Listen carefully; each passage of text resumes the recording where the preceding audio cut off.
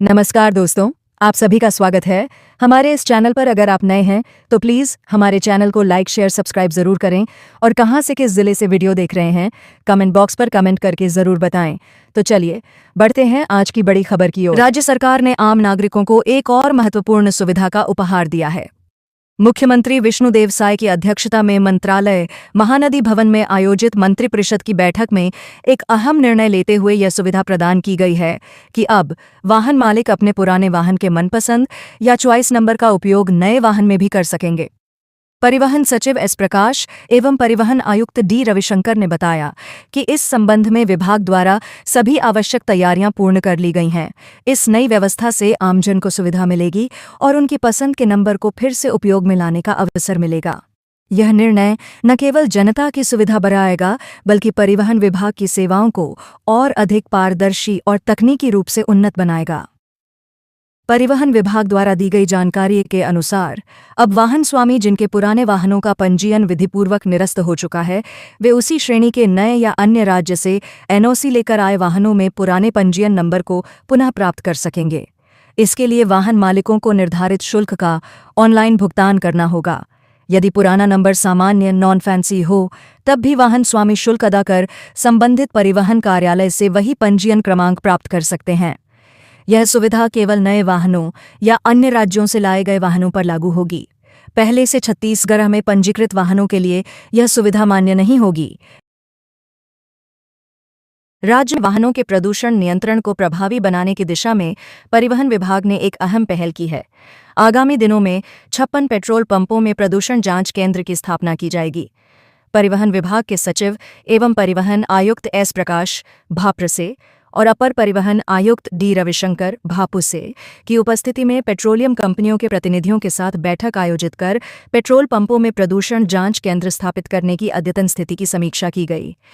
बैठक में एचपीसीएल ने बताया कि रायपुर स्थित सेंट्रल जेल के पास उनके पेट्रोल पंप में पीयूसी सेंटर की शुरुआत हो चुकी है और आगामी दिनों में 50 आउटलेट्स में सेंटर स्थापित करने का लक्ष्य है। वहीं जियो पेट्रोलियम ने धमतरी और रायपुर के पंपों में केंद्र प्रारंभ कर दिए हैं। इस तिमाही में 6 नए केंद्र खोलने की योजना है।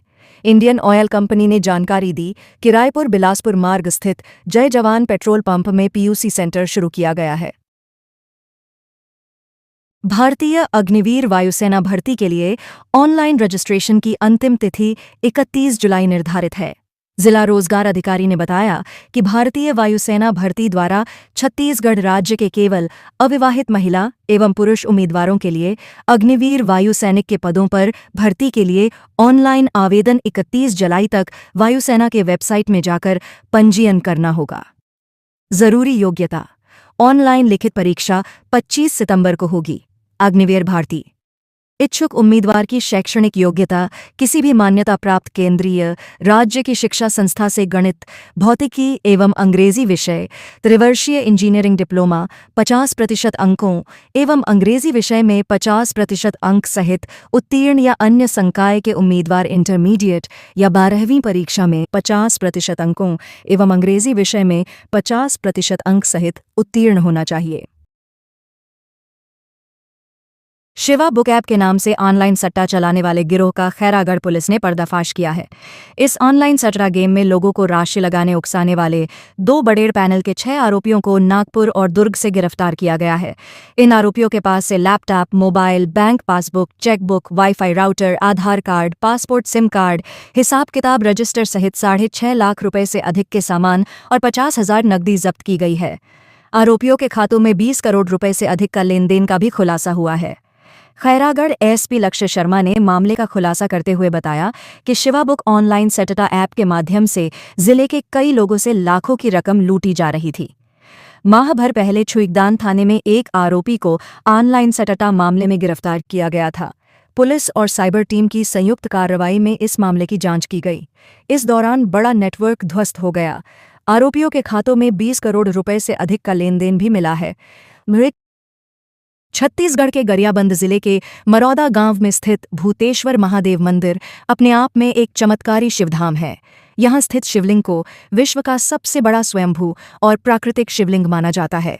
इसकी सबसे अद्भुत विशेषता ये है कि यह हर वर्ष स्वतः आकार में वृद्धि करता है, जिसे देखकर भक्त ही नहीं, वैज्ञानिक भी आश्चर्यचकित रह जाते हैं। सावन, महाशिवरात्रि और सोमवती अमावस्या जैसे पावन अवसरों पर लाखों श्रद्धालु यहां जलाभिषेक और दर्शन के लिए पहुंचते हैं। बता दें, भूतेश्वर महादेव मंदिर गरियाबंद जिला मुख्यालय से लगभग 3 किलोमीटर दूर स्थित है। स्वयंभू शिवलिंग। भूतेश्वर महादेव की सबसे अद्भुत बात यह है कि यहाँ स्थित शिवलिंग स्वयंभू प्राकृतिक रूप से प्रकट हुआ माना जाता है। ये शिवलिंग हर वर्ष आकार में बढ़ने वाला बताया जाता है और इसे लेकर कई कथाएं और श्रद्धा की कहानियां जुड़ी हुई हैं। इसका आकार लगभग 25 फीट लंबा और 20 फीट चौड़ा है, जो इसे भारत के सबसे विशाल शिवलिंगों में से एक बनाता है। रायपुर से अभनपुर के चलने वाली मेमू ट्रेन का जल्द ही रेलवे द्वारा राज्यम तक विस्तार किया जाएगा। फिलहाल यह मेमू ट्रेन रायपुर से अभनपुर तक 37 किलोमीटर की दूरी तय 1.2 मिनट में तय करती है। सीजी न्यूज़ ट्रेन इससे प्रतिदिन सफर करने वाले यात्रियों को सुविधा मिलती है। इसके राज्यम तक विस्तार किए जाने से उस क्षेत्र के लिए लोगों को रायपुर तक आने जाने में सुगमता होगी। अनुमति मिलने का इंतजार। हाल ही में दक्षिण पूर्व मध्य रेलवे के महाप्रबंधक तरुण सिन्हा ने अभनपुर से राज्यम तक नवनिर्मित रेल लाइन का निरीक्षण किया था। इस खंड में गेज कन्वर्जन परिवर्तन का कार्य लगभग पूरा हो चुका है।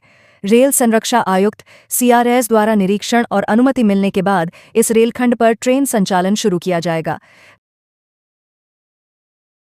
सुकमा जिले के थाना कोंटा क्षेत्रांतर्गत ग्राम पीलावाया के जंगलों में चलाए गए संयुक्त नक्सल उन्मूलन अभियान के दौरान सुरक्षा बलों को बड़ी सफलता हाथ लगी है। DRG टीम और 218वीं बटालियन CRPF की संयुक्त पार्टी ने नक्सलियों के छुपाए हुए भारी मात्रा में विस्फोटक और नक्सली सामग्री बरामद की है। यह कार्रवाई शनिवार सुबह लगभग 9 बजे उस समय हुई जब सुरक्षा बलों की टीम गश्त और सर्चिंग के लिए रवाना हुई थी। नक्सलियों द्वारा सुरक्षा बलों को क्षति पहुंचाने की नीयत से जंगल में छुपाकर रखे गए विस्फोटकों का जखीरा मौके पर बरामद कर लिया गया। सुकमा पुलिस ने बताया कि इस अभियान में कोई हानि नहीं हुई है और सभी जवान पूरी तरह सुरक्षित रूप से अभियान पूरा कर मुख्यालय लौट आए हैं। वरिष्ठ अधिकारियों के निर्देशन में क्षेत्र में लगातार नक्सल विरोधी अभियान चलाया जा रहा है, जिससे नक्सलियों की गतिविधियों पर कड़ा नियंत्रण संभव हो रहा है। उपमुख्यमंत्री विजय शर्मा के विशेष पहल पर श्रावण मास में श्रद्धालु कांवड़ यात्रा पर जाने वाले कांवड़ियों के लिए आवागमन की सुविधा को ध्यान में रखते हुए कवर्धा से अमरकंटक तक सीधी बस सेवा प्रारंभ की गई है। इस निर्णय से जिले के साथ साथ आसपास के श्रद्धालुओं को यात्रा में अब और अधिक सुविधा व सहूलियत मिल सकेगी। प्राप्त जानकारी के अनुसार यह विशेष बस प्रतिदिन प्रातः 9 बजे कवर्धा से अमरकंटक के लिए रवाना होगी और वहीं से वापसी में यह बस शाम 4 बजे अमरकंटक से कवर्धा के लिए प्रस्थान करेगी। यह सेवा विशेष रूप से श्रावण माह के दौरान बड़ी संख्या में जाने वाले कांवड़ियों को ध्यान में रखते हुए प्रारंभ की गई है। बस संचालन के लिए आवश्यक परमिट प्रशासन द्वारा जारी कर दिया गया है और बस सेवा का नियमित संचालन शुरू हो चुका है। श्रद्धालुओं को अब निजी साधनों या असुविधाजनक परिवहन माध्यमों की आवश्यकता नहीं होगी। यह सुविधा न केवल यात्रियों को राहत देगी। छत्तीसगढ़ के रायगढ़ जिले में शनिवार की सुबह यात्री बस खेत में पलट गई। इस घटना में बस में सवार 25 यात्री घायल हो गए, जिसमें 9 को अस्पताल में भर्ती कराया गया है। उक्त घटना तमनार थाना क्षेत्र का है। मिली जानकारी के मुताबिक शनिवार की सुबह तकरीबन 9 बजे के आसपास तोलमा से रायगढ़ के बीच चलने वाली यात्री बस पलट गई। इस घटना में सवार में 25 यात्री घायल हो गए हैं, जिसमें 9 यात्रियों को तेजराम, सुकांति सिदार, ललिता भगत, सुंदरमती चौहान, हरिराम खड़िया, मंगलराम निषाद, नथुराम यादव के अलावा अन्य लोगों को तमनार अस्पताल में भर्ती कराया गया है। अन्य घायलों को प्राथमिक उपचार के बाद घर भेज दिया गया है। बताया जा रहा है कि रोजाना की भांति सितारा बस यात्रियों को लेकर अपने गंतव्य के लिए रवाना हुई थी। यात्री बस जब मिलुपारा कोड के गांव के पास स्थित ढलान में पहुंची ही थी कि बस चालक अपने वाहन पर नियंत्रण खो बैठा, जिससे यात्री बस खेत में पलट गई।